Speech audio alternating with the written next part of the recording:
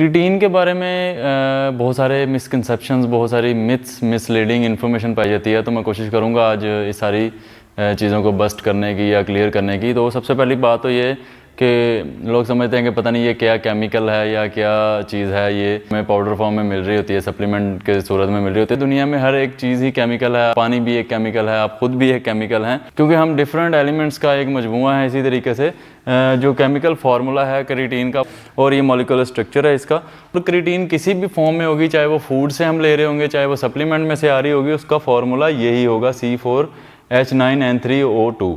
तो अब फूड में से कैसे आ रही होती है क्रिएटिन? जो एनिमल प्रोडक्ट्स हैं, जो रेड मीट वगैरह है या जो सी फूड वगैरह है, उसमें से हमें क्रिएटिन हमारी बॉडी को मिल रही होती है। उसके अलावा जो प्लांट बेस्ड फूड्स हैं, जो लेग्यूम्स वगैरह हैं, जो बीन्स वगैरह हैं, उनमें से हमें कुछ अमीनो एसिड्स वगैरह मिल रहे होते हैं। डिफरेंट तरीके से हमारी बॉडी को अमीनो एसिड्स मिल रहे होते हैं।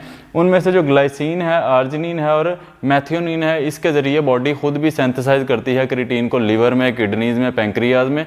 तो ये क्रिएटिन जो है 95% तक हमारे जो बॉडी का मसल है, जो स्केलेटल मसल्स हैं, उनमें पाया जाता है। उसके अलावा जो ये ब्रेन में भी पाया जाता है क्रिएटिन, और उसके अलावा जो हार्ट में भी पाया जाता है। इस तरीके से बॉडी जो है वो क्रिएटिन को सिंथेसाइज और यूज़ करती है। तो जो प्लांट्स वगैरह हैं या जो एनिमल्स हैं, वो कहाँ से क्रिएटिन लाते हैं? वो सॉइल में से, एयर में से या वाटर में से, जो उन्हें कार्बन मिल रहा होता है, जो हाइड्रोजन मिल रहा होता है, जो नाइट्रोजन मिल रहा होता है, जो ऑक्सीजन मिल रही होती है, इन चीज़ों को कंबाइन करके ग्लाइसिन वगैरह या जो भी अमीनो एसिड वगैरह तैयार करते हैं। उसके बाद जो एनिमल्स जो हैं वो उन्हें कंज्यूम करते हैं, हम कंज्यूम करते हैं और हमारी बॉडी सिंथेसाइज करती है। बिल्कुल इसी तरीके से लैब में भी क्रिएटिन बनाया जाता है, और वो सार्कोसाइन और सियानामाइड। अब सियानामाइड को आपने साइनाइड के साथ मिक्स नहीं करना। साइनाइड एक किस्म का वो पॉइजन है, लेकिन उसकी भी डोजेज मैटर करती है। ये मैटर नहीं करता जैसे पानी है H2O, वो हम पीते हैं तो वो उसमें कोई ऐसी बात नहीं, अब हाइड्रोजन बॉम्ब भी बनता है। तो जो केमिकल या जो एलिमेंट की डोजेज और उसकी फॉर्म मैटर करती है। ऐसा नहीं है कि हर एक केमिकल ही लीदल है या हर एक क्वांटिटी में वो लीदल है, तो ऐसी चीज़ बिल्कुल नहीं होती। तो सार्कोसाइन जो है ये भी डिफरेंट फूड्स में से आ रहे होते हैं, एग्स वगैरह और डिफरेंट बीन्स वगैरह में से आ रहा होता है। और सियानामाइड भी एक किस्म का साल्ट है। तो इन दोनों साल्ट्स के ज़रिए लैब में जो है क्रिएटिन तैयार की जाती है, और वो भी सेम मॉलिक्यूलर स्ट्रक्चर और सेम जो है फॉर्मूले वाली ही क्रिएटिन होती है, और आपकी बॉडी के लिए बिल्कुल वैसी ही है जैसी आप फूड के ज़रिए ले रहे हैं। तो ये क्रिएटिन काम कैसे करती है? हमारी बॉडी जो एनर्जी के लिए ATPs को यूज़ करती है, तो वो जो है वो ADPs में कन्वर्ट होना शुरू होते हैं। क्रिएटिन वापस ADP को ATP में कन्वर्ट करने में हेल्प करती है, जिसकी वजह से क्या होता है कि एक एनर्जी की कंटिन्यूस सप्लाई बनी रहती है, और बॉडी जो है वो ज़्यादा बेटर और लंबे अरसे तक परफॉर्म कर सकती है, जिससे आपकी परफॉर्मेंस बेटर होती है और आप ओवरलोड ज़्यादा बेहतर तरीके से कर सकते हैं, ज़्यादा बेहतर तरीके से एंड्योरेंस एक्सरसाइज कर सकते हैं, जिसकी वजह से मसल डेवलपमेंट बेटर हो जाती है। और इस सारे प्रोसेस में बॉडी को बहुत सारे पानी की भी ज़रूरत होती है, जिससे क्या होता है कि जो एक्स्ट्रा जो क्रिएटिन होगी वो बॉडी में जो मसल्स में वाटर को पुल करके रखेगी, जिससे मसल जो है वो बेटर और बिगर अपीयर होंगे। तो ये सारे प्रोसेस के जरिए क्रिएटिन काम कर रही होती है। अब क्रिएटिन के बारे में कुछ मिसलीडिंग या मिथ्स वगैरह पाए जाते हैं, मिस इन्फॉर्मेशन पाई जाती है।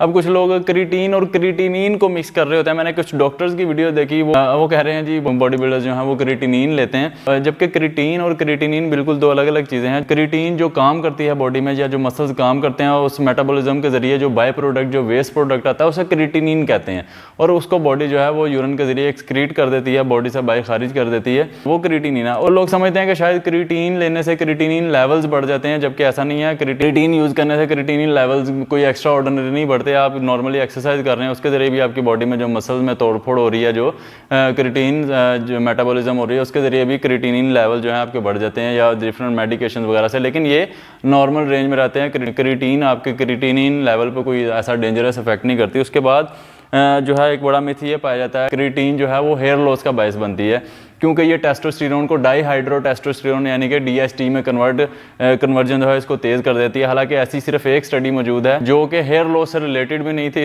इसमें सिर्फ टेस्टोस्टेरोन की DHT में कन्वर्जन को स्टडी किया गया था, जो कि एक ग्रुप को क्रिएटिन दी गई और दूसरे ग्रुप को सिर्फ प्लेसिबो दिया गया, और प्लेसिबो वालों में DHT में कन्वर्जन ज़्यादा फास्ट थी। लेकिन अगर आपके जेनेटिक्स ऐसे हैं या आपको एंड्रोजेनिक एलोपेशिया है, तो आपके हेयर्स को, आपके बालों को कोई चीज़ नहीं बचा सकती। और अगर आपको ऐसी कोई कंडीशन नहीं है, तो क्रिएटिन आपके हेयर लॉस के साथ कोई ताल्लुक नहीं है। और जो बॉडी बिल्डर्स जो आप देखते हैं प्रोफेशनल, जो वो लोग स्टीरॉइड्स पे होते हैं, परफॉर्मेंस एनहांसिंग ड्रग्स पे होते हैं, जिसकी वजह से उनको टोटल टेस्टोस्टेरोन जो है वो बढ़ जाता है, और उसकी DHT में कन्वर्जन बहुत ज़्यादा तेज़ हो जाती है, और जिसकी वजह से उनका जो हेयर फॉलिकल्स का जो लाइफ साइकिल होता है वो शॉर्ट हो जाता है, और बालों की थिननेस और बाल्डनेस वगैरह जो है वो टाइम से पहले आ जाती है। जो क्रिएटिन है वो आपके टेस्टोस्टेरोन लेवल पे कोई इफेक्ट नहीं करती, उस लिहाजा जो उसकी डीएसटी में कन्वर्जन है वो इतनी मैटर नहीं करती। तो हेयर लॉस से रिलेटेड ऐसा कोई प्रूव नहीं है कि इससे आपके बाल चले जाएंगे। इसके साथ ही क्रिएटिन की जो स्मॉलर अमाउंट्स है वो ब्रेन में भी और हार्ट में भी और दूसरे टिश्यूज में भी पाई जाती हैं। अब कुछ स्टडीज़ ये शो करती हैं कि क्रिएटिन के इस्तेमाल से जो ब्रेन फंक्शन है वो इम्प्रूव हो सकता है, स्पेशली ओल्डर एडल्ट्स में जो शॉर्ट टर्म और लॉन्ग टर्म मेमोरीज हैं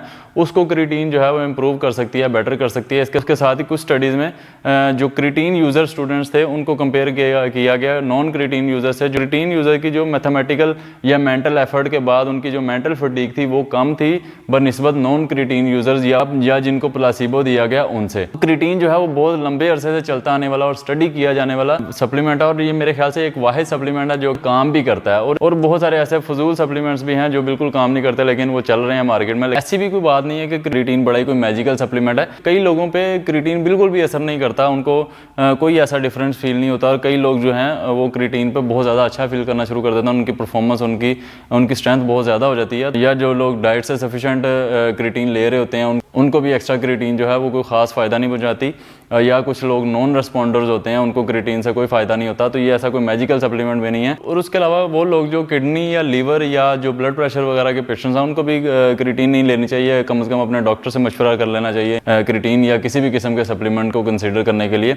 तो ओवरऑल ये है कि ऐसा कोई केमिकल नहीं है या हर चीज़ एक केमिकल है और सिर्फ जो मॉलिक्यूलर स्ट्रक्चर है या जो डोजेज है वो उसको सिंथेटिकली लैब में बनाया जाए या बॉडी उसको सिंथेसाइज करे, ये चीज़ मैटर नहीं करती सप्लीमेंटेशन के मामले में, फूड साइंस में या दूसरी इस तरह की साइंस में। तो सिर्फ एक वर्ड सुन लेना कि केमिकल है और उससे डर जाना ये एक किस्म की फैलेसी है। इस पर भी इंशाल्लाह किसी वीडियो पे बात करेंगे। Hope this will help you a lot. Thanks for watching.